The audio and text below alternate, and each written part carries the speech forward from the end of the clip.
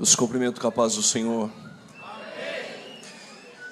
Quero agradecer a Deus pela oportunidade, pela sua benevolência de permitir que eu pudesse estar aqui nesse evento, contribuindo através da palavra de Deus. Pastor Moisés, Deus abençoe outra vez mais pela confiança. Nosso pastor Gilmar, pastor Giovanni, Deus abençoe. A linda igreja de Brusque, pastor Abner, pastor Josué, Deus abençoe a vida do Senhor. Cantora Valesca, prazer novamente estarmos juntos. Quando houve a divulgação, em cima do cartaz da minha foto estava escrito: Jesus será glorificado. Por conta disso, saí de Campinas para este propósito. Falar do nosso Jesus Cristo, somente dele. E com certeza ele será glorificado. Por isso escolhi esse texto, Carta aos Hebreus, capítulo 4.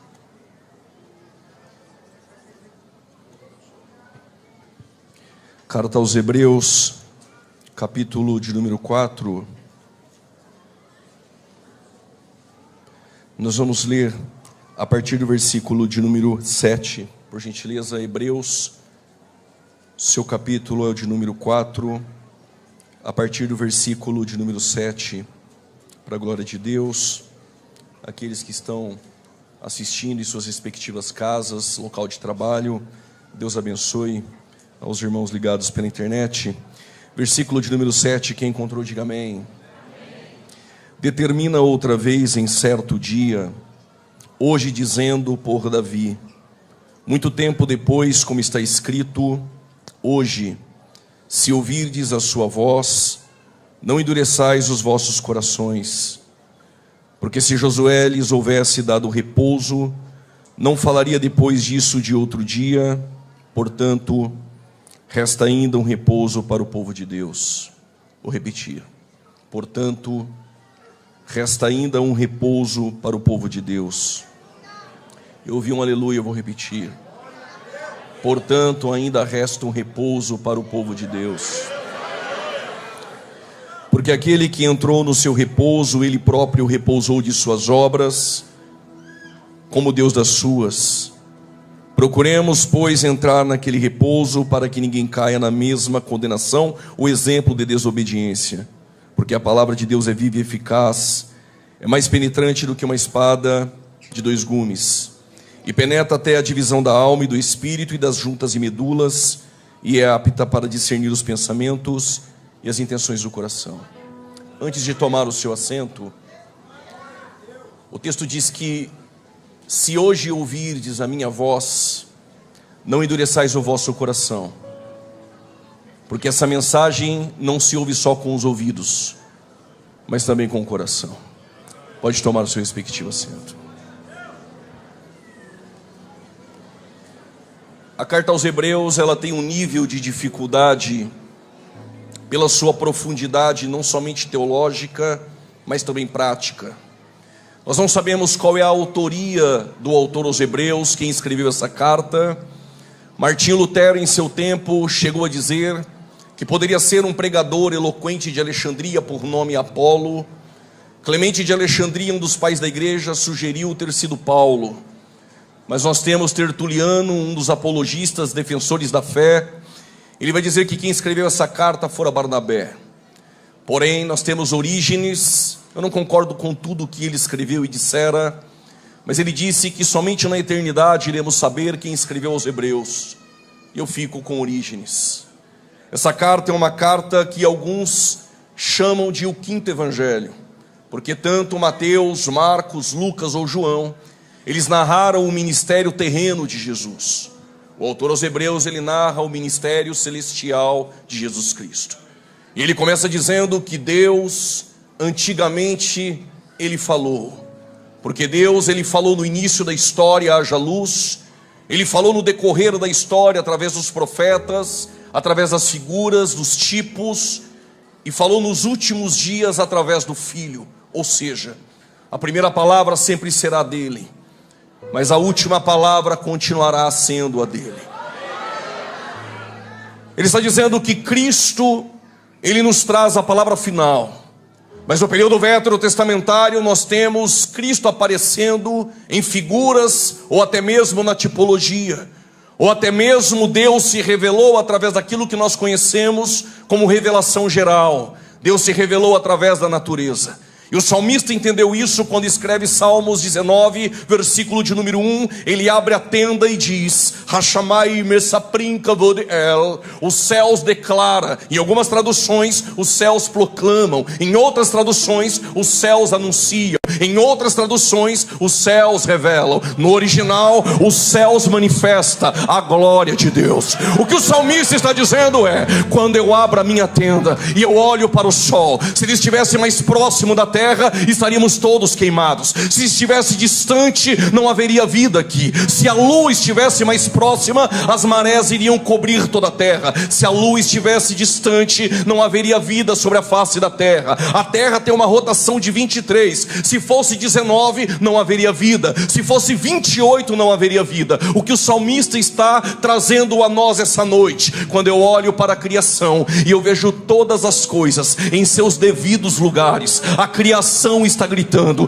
Deus existe, Deus existe. Os céus revelam a glória de Deus. Eu vou repetir: os céus revelam a glória de Deus. Mas ele não só criou o universo e virou as costas para o universo. Hebreus capítulo 1, versos 3 segura: ele é aquele que sustenta todas as coisas. Todas as coisas. Alguém entendeu? Todas as coisas pela palavra do seu poder. Se ele sustenta o universo pela palavra do seu poder, quanto mais o bom samaritano, quanto mais a tua casa, quanto mais a tua família. A palavra de Deus nos sustenta essa noite.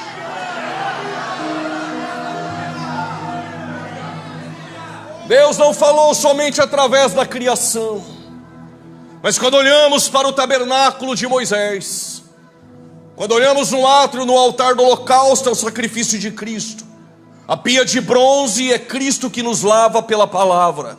Quando eu saio do átrio e entro no lugar santo à minha direita, a mesa dos pães da preposição, é Cristo que nos alimenta diariamente.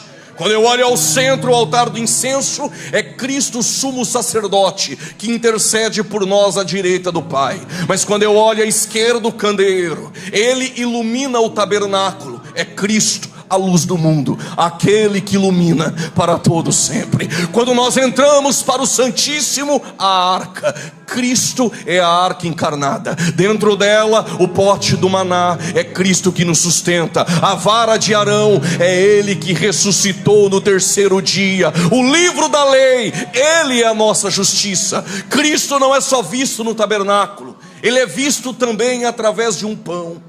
Êxodo capítulo de número 16, versos 15. Quando se levanta o orvalho, os hebreus abrem a tenda. Sobre a face do deserto tem algo redondo como geada. E eles perguntam uns aos outros: o que é isso? Mas no hebraico não é o que é isso, é manhu. Manhu é um pronome pessoal. Na verdade, não é o que é isso. Eles estavam perguntando: quem é ele? E Moisés responde aos hebreus: Hu ha lechem, ele é o pão. Mas em João 6, ele diz: eu sou o pão vivo. Alguém entendeu? Eu sou o pão vivo. Esse pão está aqui essa noite. Eu sou o pão vivo que desceu do céu. Mas Cristo não é somente o pão que desceu do céu ou o maná. Cristo é também a pedra de Meribá. Êxodo capítulo de número 17. A partir do versículo de número 5, nós vamos ter os hebreus querendo beber água. E de repente Moisés toca na rocha, e da rocha sai água. Há uma pergunta que permeia no Recuperados essa noite: quem é a rocha? Quem é a pedra? 1 Coríntios capítulo 10, palavras de Paulo: os hebreus deixaram o Egito, foram batizados nas águas do Mar Vermelho, batizados na nuvem, na coluna de fogo, e eles beberam de uma bebida espiritual, mas eles também comeram de um manjar espiritual. Esse manjar era o maná que caía todos os dias. Perdoa-me confessar a minha fraqueza.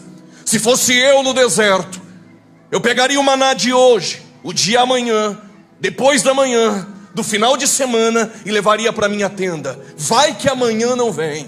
Mas como Deus conhece o meu coração, o coração dos hebreus e o seu coração, Deus disse: se guardar na tenda, eu faço apodrecer.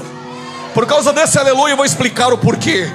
Porque Deus sabe que se guardar o de amanhã, amanhã tu não me busca. Eu quero te ensinar a ser dependente de mim no deserto. A palavra está na minha mente, já desceu para minha boca. Prepare o teu coração para ouvir. Sabe por que não sobra? Porque se sobrar, tu não me busca. Mas Deus não vai deixar faltar.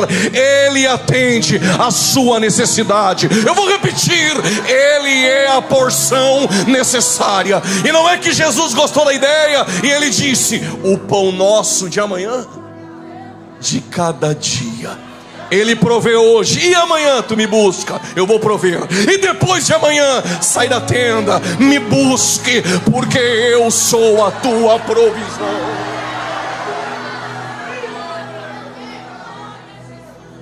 Mas assim como os hebreus, na analogia paulina, deixaram o Egito, nós deixamos também. Mas eles só deixaram o Egito quando o sangue do cordeiro desceu nos umbrais. Se não tem sangue do cordeiro, os hebreus ainda seriam escravos. Se não tiver o sangue do cordeiro, tu não estaria com a mão levantada nesse culto dando glória. Você só é livre por causa do sangue do cordeiro. Também eles deixaram o Egito. Nós também fomos batizados, não nas águas do mar de juncos, mas fomos batizados nas águas batismais. Fomos revestidos de poder no Espírito Santo, a coluna de fogo. Mas nós também comemos de maná. Mas Paulo diz no versos 4, 1 Coríntios 10: e eles bebiam de uma bebida espiritual de uma pedra. Quem é a pedra? Diz Paulo. A pedra era Cristo. O que vocês dizem que eu sou? Pedro levanta as mãos parafraseando e diz: tu és o Cristo, o Filho do Deus vivo. Disseste bem, não foi carne nem sangue que te revelou, senão o Pai que estás no céu. Quem é a pedra? Sobre esta pedra, sobre esta pedra, sobre esta pedra. Eu vou repetir: sobre esta pedra edificarei a minha igreja, e as portas do Hades, das ânsias da morte, as portas do inferno não prevalecerão contra ela.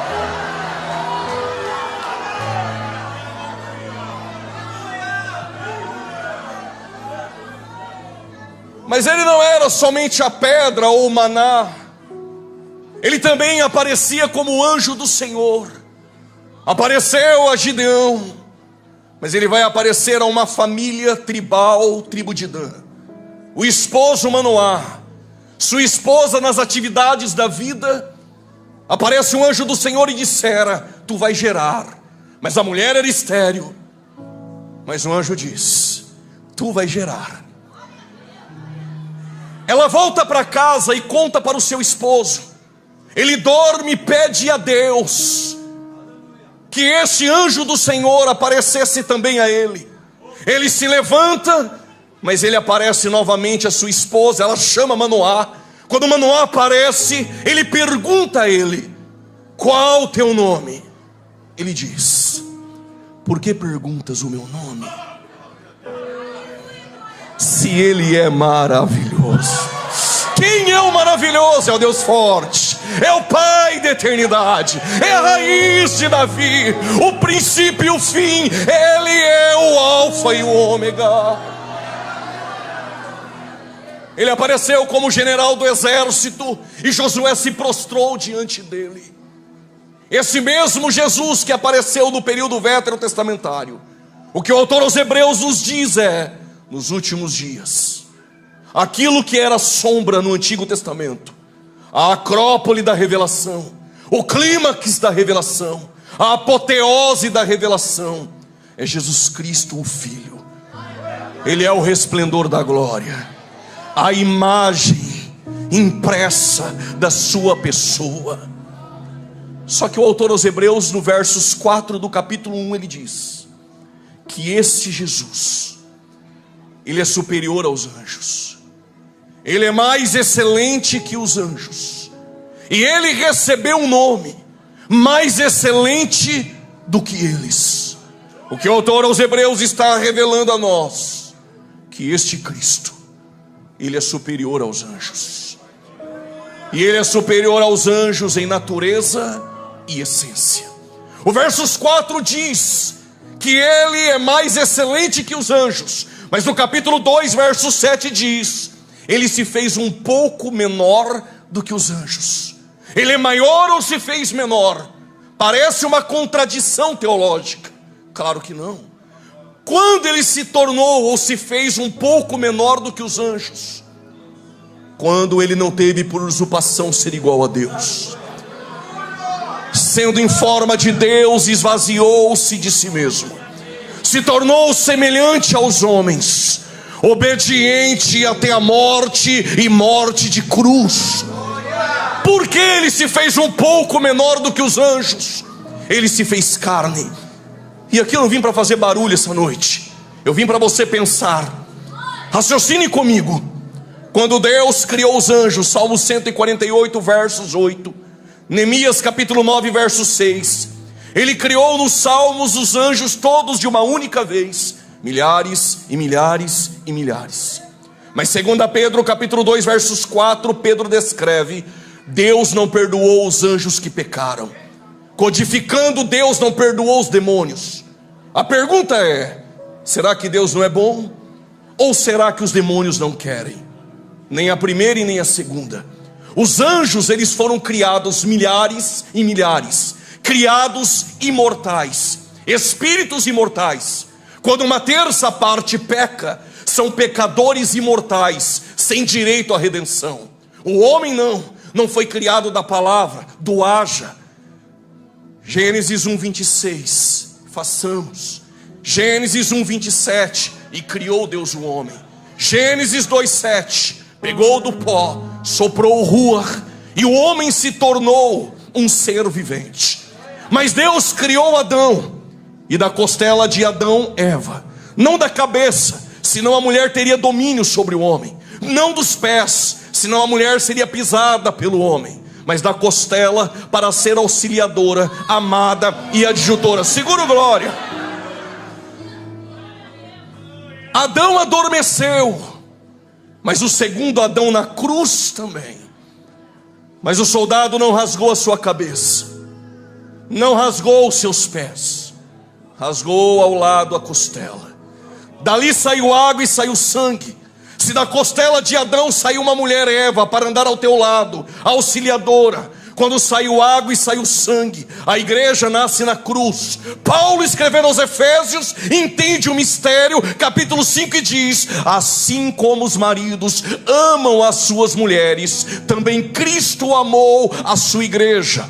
Efésios capítulo 5 versos 30, dorme com essa noite, porque a igreja é osso dos seus ossos, alguém entendeu? É carne da tua carne. Mas Adão criou Eva, e toda a humanidade está em Eva. Logo, Eva está em Adão. Quando Adão cai, todos caíram.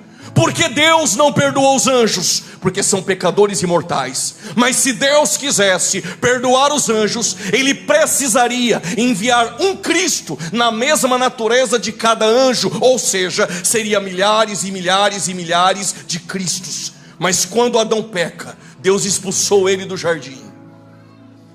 Eu até entendo esse silêncio, mas eu vou repetir. Quando alguém está pregando e diz: Deus expulsou Adão do jardim, eu dou glória a Deus. E sempre alguém olha estranho para mim. Como dar glória a Deus quando Deus expulsa alguém de casa? Eu te explico. Adão não foi criado imortal, ele foi criado mortal. Ele dependia da árvore da vida eterna. Mas quando ele peca, Deus expulsa, glória a Deus, e coloca na porta do Éden 2 querubins e uma espada. Por quê? Porque se Adão, depois de pecar, ele toca na árvore da vida eterna, ele se tornaria um pecador imortal sem direito à redenção. Então eu expulso ele mortal, mas eu não sou pego de surpresa. Antes da fundação do mundo já tem um plano, e lá na frente já tem uma cruz para recuperar, para salvar, para transformar. Só quem entendeu, enche o recuperados de glória.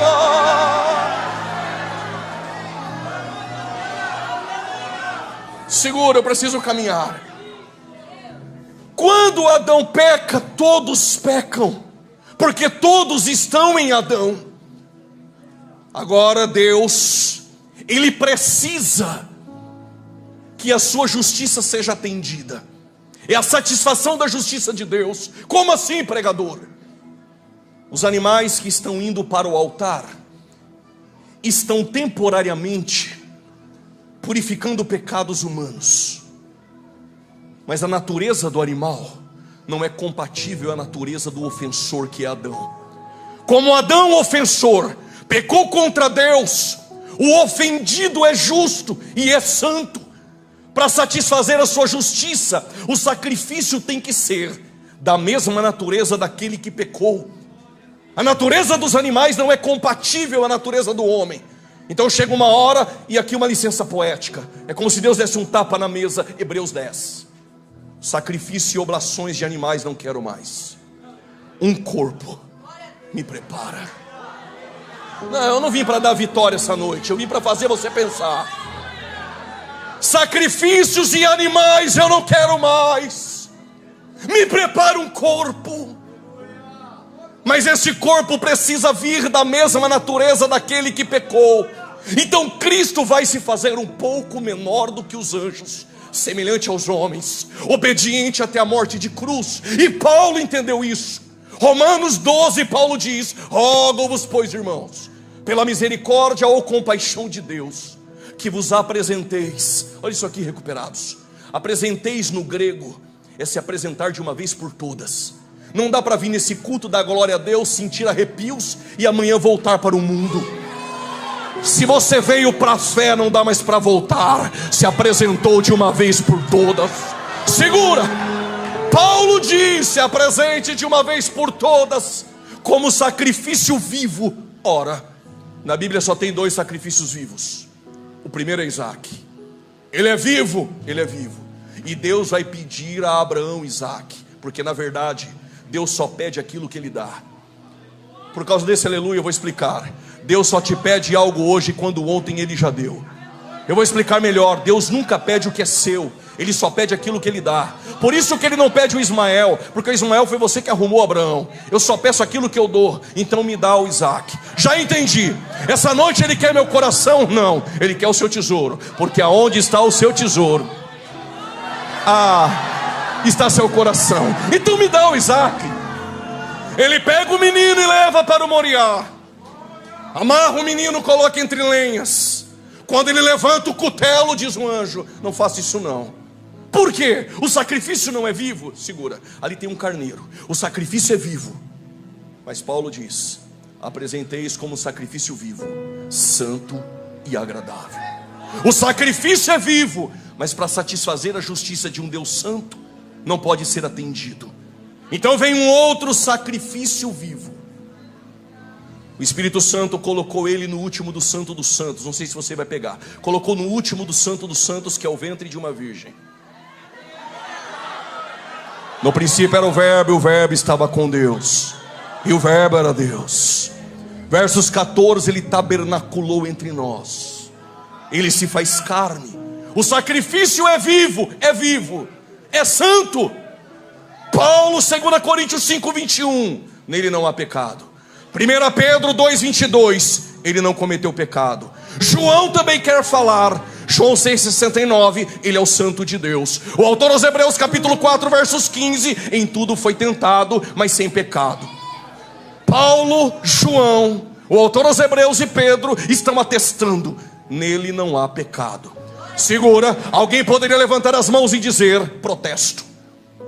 Pedro, Paulo, João e o autor aos Hebreus jogam no time de Jesus, não vale. Então trago 4 que jogavam contra. Mateus 27, Judas disse: traí, sangue inocente. Não dê glória não, que está 4-1. A mulher de Pilatos, Cláudia Prócula, disse: muito sofri no meu sonho por causa do sangue desse justo. 4-2. Pilatos lava as mãos e diz: o homem é justo. Segura. 4-3. Tem um ladrão na cruz que disse: esse mal nenhum fez. Segura. Não se contenta com tão pouco, vamos virar o jogo. Quando ele entregou o Pai e o Espírito, tem um centurião. verdadeiramente. Alguém pegou? Verdadeiramente, Ele é o Cristo, o Filho do Deus vivo.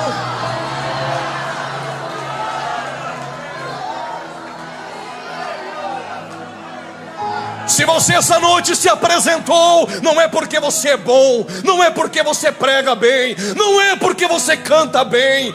Todos pecaram e destituídos estão da glória de Deus. Você só se apresenta hoje como um sacrifício vivo, porque alguém perfeito se apresentou no nosso lugar. Que essa frase nunca saia deste congresso. Que passe anos até Jesus voltar. Lembre, passou aqui um profeta que disse: os céus não é para bonzinhos. Eu vou repetir para esse lado: os céus não é para bonzinhos, os céus é para pecadores arrependidos.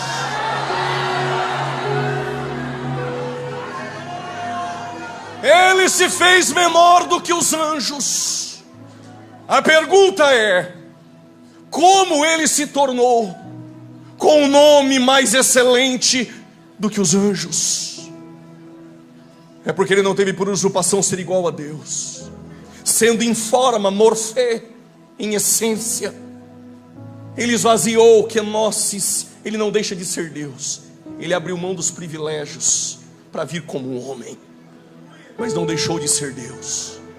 Semelhante aos homens como eu e você, chorou por um amigo em Betânia, dormiu na polpa de um barco, sentou cansado no poço de Jacó, foi tentado no deserto como homem, a alma no Getsêmani abatida, o corpo machucado pelos cravos, se tornou um pouco menor do que os anjos. Mas o autor aos Hebreus diz: mas foi coroado em glória.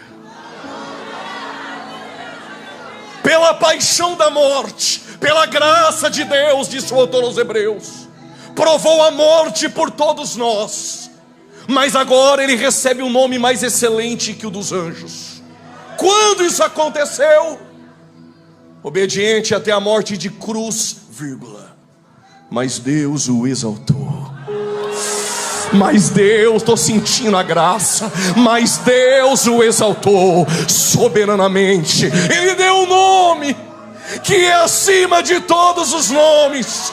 E chegará o dia, se você não fizer isso aqui hoje, fique tranquilo, um dia vai fazer. Chegará o dia em que todo joelho se dobrará, toda língua confessará. Só quem pode, Ele é Senhor, Ele é Senhor, Ele é Senhor.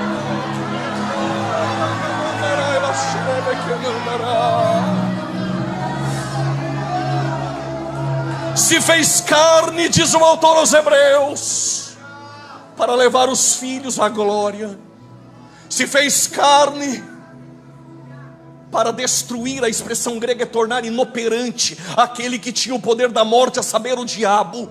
Se fez carne para na cruz dar um golpe na morte, mas ao terceiro dia ressuscita e a morte é vencida. É como se ouvisse um grito aqui essa noite: ó morte, onde está a morte e a tua vitória? Onde está o inferno e o teu aguilhão? Tragada, tragada, tragada foi a morte pela vitória. Em natureza ele se tornou um pouco menor do que os anjos para receber o nome mais excelente que o deles. Segura agora. Mas ele se torna maior do que os anjos em essência. E por que essência? Porque os anjos foram criados, Jesus é criador.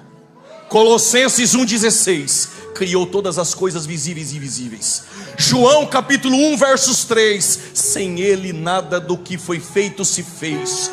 Se Ele criou os anjos, Ele é maior do que os anjos. E se Ele é criador, logo Ele é eterno. Isaías capítulo 9, verso 6, Ele é o Pai da eternidade. 1 Timóteo 6,16, nele habita a imortalidade, a luz inacessível. Ele, Miqueias 5,2, é o menino que vai nascer em Belém. Ó Belém Efrata, mas Ele é desde os tempos da antiguidade. Ele é Deus.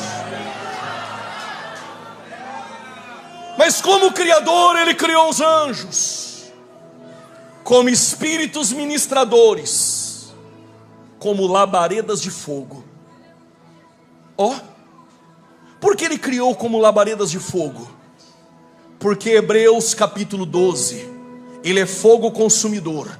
Gênesis capítulo 15, fez aliança com Abraão por intermédio do fogo. Êxodo capítulo 3, falou com Moisés em uma sarça de fogo. Êxodo capítulo de número 13, Ele conduziu o povo em uma coluna de fogo. 1 Reis capítulo 18, respondeu a Elias com fogo. Crônicas 21, respondeu a Davi com fogo. Jeremias 23, a tua palavra é fogo. Zacarias capítulo de número 2, Ele é um muro de fogo. Mateus capítulo 3, Ele é mais poderoso do que eu. Por quê? Eu só batizo com água para o arrependimento, mas este que vem, Ele batiza com o Espírito Santo. Ele batiza com o Espírito Santo. Ele batiza com o Espírito Santo e com fogo. Mas Atos capítulo de número 2, línguas repartidas como que de fogo. Levítico capítulo 6, a chama de fogo arderá continuamente e não apagará, Daniel capítulo 7, o seu trono é de fogo. Apocalipse capítulo 1, olhos como chamas de fogo. E tu vai deixar os cessacionistas querer apagar esse fogo? Ainda nós, pentecostais, consumidos pelo fogo, línguas repartidas como fogo.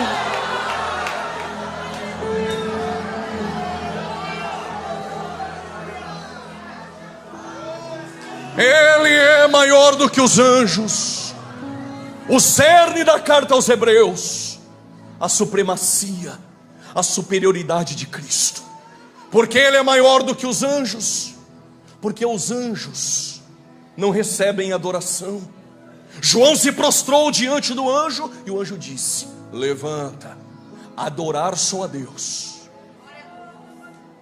Mas o menino nasce em Belém, e Deus disse aos anjos: adorem o menino. A glória é para você, imagine para os anjos. Nós só aprendemos a adorar a Deus. Agora nasce um menino em Belém, está numa manjedoura, e Deus está pedindo para adorar o menino.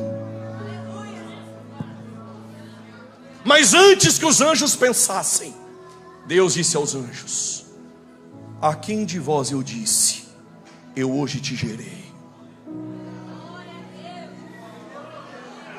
A quem de vós eu chamei de filho? E a quem de vós me chamou de pai? Hebreus capítulo 1, versículos 5 e 6. Mas o meu primogênito eu introduzi no mundo. Se não quiser fazer isso, não tem problema, porque todos os anjos de Deus o adoram. Todos os anjos, os recuperados também, a todos os crentes salvos o adoram.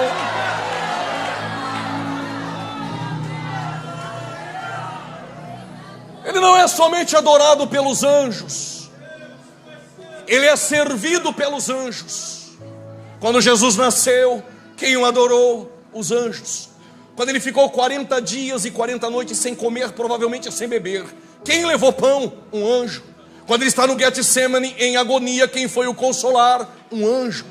Quando Ele ressuscita domingo pela manhã, quem disse para as Marias que Ele ressuscitou? Os anjos. Em Atos capítulo 1, versículo 9, 10 e 11, quando Ele sobe a súmpita aos céus, quem disse? Varões galileus, este mesmo que vocês viram subir, em breve em breve ele voltará. Foram os anjos. Mas para pregar o evangelho, ele chamou eu e chamou você. Ele é maior do que os anjos. Preciso concluir. Mas em Hebreus capítulo 3, ele é maior que Moisés. No capítulo 3, o autor aos Hebreus diz: ele é digno de maior glória e honra que Moisés. Mas em que ele é maior que Moisés? Ele é maior que Moisés em posição e em glória. Por que em posição? O autor aos Hebreus diz: porque Moisés foi colocado na casa e fiel em toda a casa no deserto, e a casa eram os hebreus, e ele foi um servo fiel. Mas o autor aos Hebreus diz: Moisés foi servo, mas quem é maior é filho. Ele é filho, ele é herdeiro, porque o servo trabalha na casa do pai por causa das suas habilidades. Alguém vai pegar, eu vou repetir. O servo até trabalha na casa do pai porque tem habilidades. Canta bem, até prega bem, até se envolve nos departamentos da igreja. Ele tem boas habilidades. Mas na casa do pai tem lugar para servo que tem habilidade. Mas filho tem relacionamento. Pode até ter habilidade de pregar, se não tiver relacionamento, nada vale. Pode até fazer barulho em um culto como este, mas se não tiver relacionamento, nada vale. Pode até ensaiar os jargões, mas se não tiver relacionamento, nada vale. Pode ter até aparência, marketing, curtida, visualizações, seguidores, mas ele está procurando filhos que têm relacionamento com ele.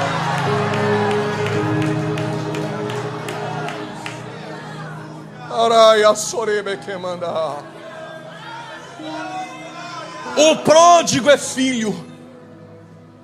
Saiu de casa, lugar longínquo, acabou tudo. Olha para as bolotas dos porcos, está imaginando que é picanha. Mas aí ele cai em si e lembra: até os trabalhadores da casa de papai, para eles nunca faltou pão. A palavra trabalhadores ali em algumas traduções é jornaleiro. E o que é jornaleiro? É diarista. Diarista trabalha para um dia de salário. Tem servo na casa de papai que trabalha na casa do papai por causa das suas habilidades, mas só trabalha na casa porque é diarista. Só faz se receber, só prega se pagar, só canta se pagar. Não estou pregando para quem tem cachê, estou pregando para aquele que tem lugar no coração do pai essa noite. Segura. Mas não vai faltar pão para os diaristas. O problema é que diarista tem lugar na casa do pai, mas filho tem lugar no coração de papai.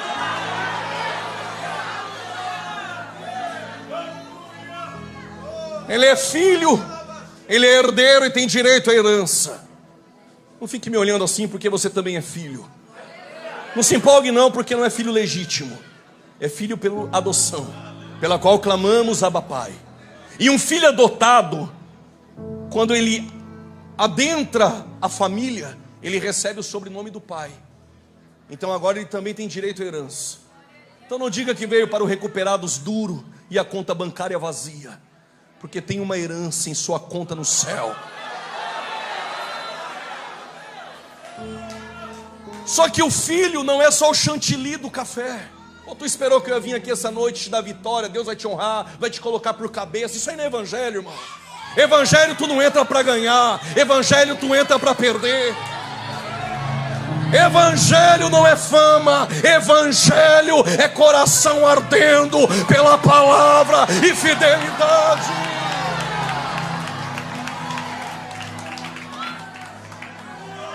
O que tu está dizendo é porque eu conheço um filho que o Espírito levou ao deserto.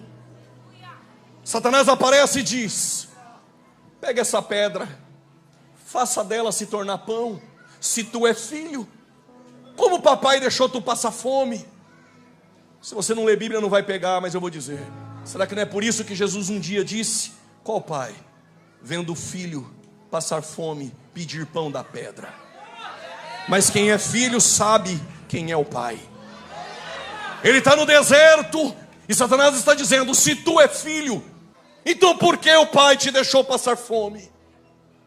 Pegou Jesus e levou no topo.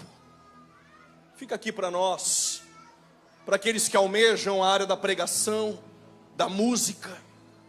Satanás levou Jesus no topo.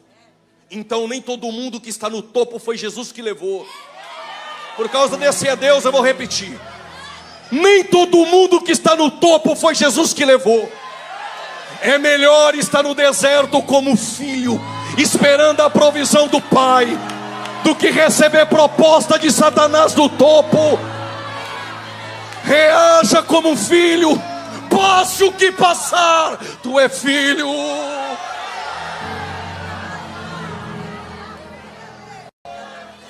Chegará o dia que a igreja brasileira irá tirar dos seus púlpitos os pregadores triunfalistas. Já viu aquela? Se você dá glória, Jesus vai te dar. Se você levantar a mão para cima, Jesus vai fazer. Quem criou essa teologia foi Satanás. Foi ele que disse: se me adorar, eu te darei os reinos. Evangelho não é esse. Evangelho é: tu adora, ele dando ou não dando. Tu adora, fazendo ou não fazendo. Tu adora, duro ou cheio. Tu adora, com abundância ou necessidade. A maturidade da fé é essa para quem é filho. Posso todas as coisas. Posso todas as coisas naquele que me fortalece. Moisés é servo, ele é filho. Moisés foi obediente como servo. Só que vai para nós pastores. O Moisés é aquele que atravessou o Mar Vermelho, mas não atravessou o Jordão. Porque quando a gente deixa a nossa vida cristã cair no automático, a gente acha que pode bater 2 vezes na rocha sem consultar a Deus. Moisés atravessou o Mar Vermelho, mas pereceu no final do deserto. Estou pregando aquele que é maior que Moisés, que deixou a temporal e desceu para o temporal. Caminhou também no deserto não 40 anos, mas 40 dias. Caminhou no Getsemane, no caminho das dores, na casa de Anás, de Caifás, do Sinédrio, de Pilatos, de Herodes, da cruz, do sepulcro, mas não pereceu, porque é o terceiro dia. Porque é o terceiro dia. Ao terceiro dia ele ressuscitou dentre os mortos. Ele é maior que Moisés em glória. Por que em glória? Por gentileza, toda atenção é pouca. Quando os fariseus estavam discutindo com Jesus, e fariseu é orgulhoso, eles se orgulhavam por ter por pai Abraão e ter Moisés como legislador. Jesus olhou e disse a eles, João 8,58, antes que Abraão existisse, eu sou. Segura. Porque isso causou espanto, e eles tacaram pedras em Jesus. Porque quando os soldados da saída do Getsemane vieram prender e perguntaram, és tu Jesus? Ele disse, eu sou. Eles caíram. Por quê?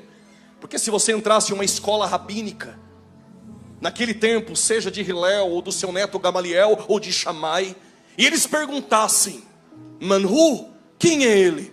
Você poderia responder, Rani Talmidi, eu aluno, ou Rani Morer, eu professor. Mas você nunca poderia dizer, eu sou aluno. E por quê? O eu sou somente ele é. A expressão eu sou, ego em mim no grego, é a mesma expressão da Septuaginta, de Êxodo capítulo 3, versos 14. Quando Deus dissera a Moisés, R-E, Asher, R-E, te enviou, ele estava dizendo, eu sou o que sou. Quando Jesus disse aos fariseus, antes que Abraão existisse, eu sou, ele estava dizendo, vocês se orgulham por ter por pai Abraão e ter Moisés como legislador. Mas segura essa, eu sou antes de Abraão, e eu sou aquele que chamou Moisés. Quem é maior? Quem vocaciona ou vocacionado? Moisés foi chamado, quem chama é maior. Jesus é maior que Moisés em posição, mas ele é maior que Moisés em glória, porque Moisés queria ver a glória, mas ele tabernaculou entre nós, e nós vimos a tua glória. Moisés quer ver a glória, ele é a própria glória. Moisés usava um véu, e não é que quando eu li esse texto, eu pensei, está usando o véu para não mostrar a glória. Mas Paulo dedurou o homem. Paulo disse, coisa nenhuma, usava o véu só para não mostrar para o povo que a glória era transitória. Tinha véu, mas não tinha glória. Tem movimento, mas não tem presença. Até engrossa a voz, mas não tem Bíblia. Até diz, chacoalha o irmão que está do lado, fala para 2 ou 3, levanta a mão, até fala, mas já não tem mais a presença de Deus. Aí Paulo diz, mas por causa daquele que é maior que Moisés em glória, estou parafraseando, ele diz, eles ainda até hoje usam véu. Mas esses pastores que aqui estão, os recuperados que vieram aqui à frente, não usam mais aquele rosto com véu, ou atrás do véu um rosto machucado por anos no crack, machucado por anos na prostituição, na maconha, na cocaína. Mas na olaria de Jesus nunca teve lata de lixo. Eu espero tu dar glória. Eu vou repetir, na olaria de Jesus não tem lata de lixo. Pregador, estava no crack, é barro, servia para ser pisado, mas na mão do oleiro eu limpo, modelo, faço um vaso, jogo no forno, pego de volta, coloco dentro dele um tesouro. Aí não precisa usar o véu, porque o rosto resplandece como um espelho. O que? A glória. E aí Paulo diz, e nós andamos de glória em glória, de glória em glória, de glória. Já era para ter enchido o lugar de glória, de glória em glória. Se quiser pular da cadeira, pula. Se quiser levantar a mão, levanta. De glória em glória, de glória em glória.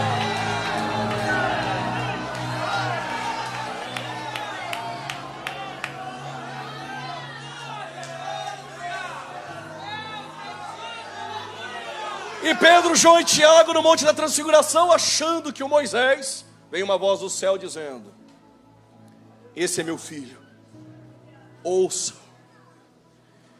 Vale a pena andar como filho no deserto, e não importa o que Satanás diga.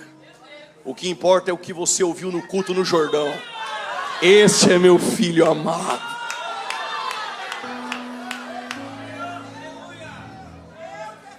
Cinco minutos eu encerro.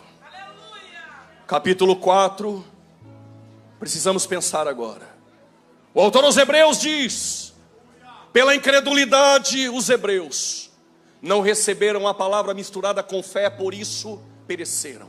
O que é receber a palavra misturada com fé? É porque tem gente que só recebe com o ouvido, mas se não receber com o coração, está a passos largos da incredulidade. Mas quando eu li a Bíblia a primeira vez e eu vi o povo entrando em Canaã, eu pensei com Josué, chegaram no repouso. Mas aí o autor aos Hebreus, ele cita os Salmos 95. E ele diz que Davi, falando de um outro dia, diz, entraram em Canaã, mas não encontraram repouso. Então o repouso não é Canaã, não. Aí o autor aos Hebreus diz, e Deus descansou no 7º dia, mas mesmo assim o povo não encontrou o repouso. Logo, o repouso não é Canaã, o repouso não é o sábado. Aí o autor aos Hebreus diz, mas ainda resta um repouso para o povo de Deus. Eu vou repetir, mas ainda resta um repouso para o povo de Deus. Se Canaã não era o repouso, se o sábado não é o repouso, aonde eu encontro repouso? Só encontro repouso se você for ferido por uma espada de 2 gumes.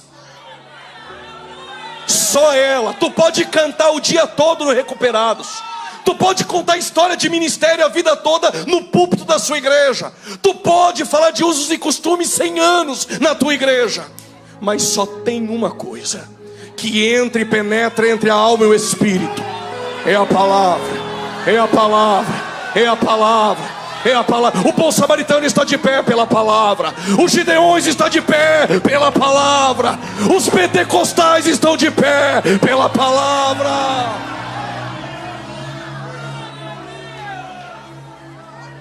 Eu sei que vai dar polêmica, mas não tem problema. Não prego por agenda. Pode pôr a câmera aqui na minha face. Nada contra quem faz, mas quem nunca fez, a gente podia pintar tudo aqui, colocar luzes, pipoca, cinema, entretenimento. A gente poderia fazer desse culto qualquer coisa, menos culto. Então a gente atrai os jovens fazendo isso. Se a gente apagar a luz e pintar as paredes, os jovens vêm. Deixa eu te dar uma notícia, pastor. Se essa palavra não trazê-los de volta, se essa palavra não trazer o viciado em crack de volta, se essa palavra não trazer a prostituta de volta, nada mais trará. É a palavra, é a palavra, é a palavra. Ai, estou sentindo a presença dele. Oh, é a palavra, é a palavra, ainda é a palavra de Deus. Os recuperados que aqui estavam foram libertos pelo instrumento que Deus usa, o Evangelho. O que eu aprendo com isso? O meu descanso não é um dia da semana. O meu descanso não é um espaço geográfico. O meu e o seu repouso é aquele que disse: vinde a mim, os cansados, sobrecarregados. Ele é maior que os profetas, ele é maior do que os anjos, ele é maior que Josué, ele é maior do que Arão, ele é maior que Moisés, ele é maior que Canaã, ele é maior do que o sábado. É nele que nós encontramos descanso. Jesus Cristo de Nazaré.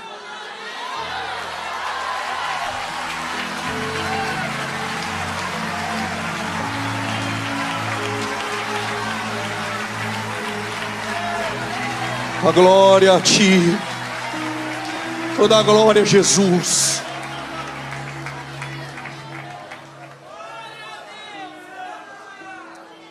Segure um pouquinho. Tinha um pastor que tinha 100 membros, perdeu um. Se fosse esse pastor que está pregando, quem sabe eu poderia dizer: deixa lá, daqui a pouco vem um com carta de mudança, completa 100. Mas o bom pastor,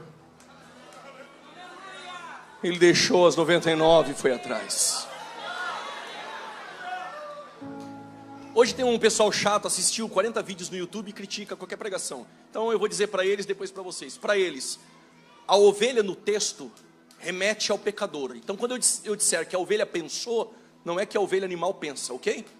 Quando a ovelha foi encontrada pelo bom pastor, a ovelha pensou: já sei, todo pastor faz isso, vai pegar a vara e vai me punir. O choque da graça é esse. Pegou ela no colo.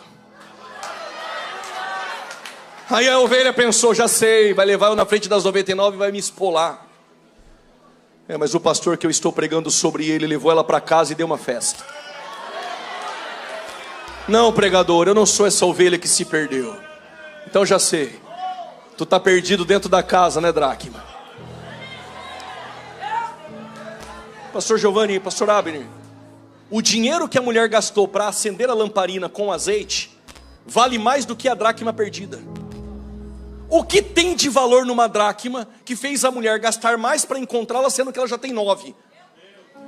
É que quando Pedro pegou o peixe, na boca do peixe tinha uma moeda, e a moeda tinha uma imagem, a imagem de César, então dê a César o que é de César. Mas sabe por que ele deixou tudo e gastou muito mais para te encontrar? É porque mesmo não valendo nada, tem uma imagem aí em você. Não é de César. Não, aí ele encontrou a moeda. Eu falei, tá bom.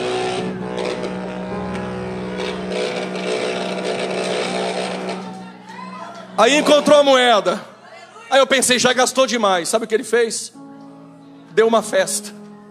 Gastou muito mais. Não, mas eu sou o pródigo. Então o pai está no mesmo lugar te esperando.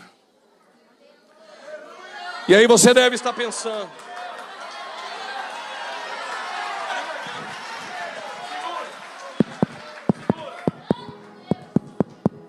aí o pródigo deve estar pensando: se o pastor buscou a ovelha, a mulher procurou a dracma, por que o pai não me busca?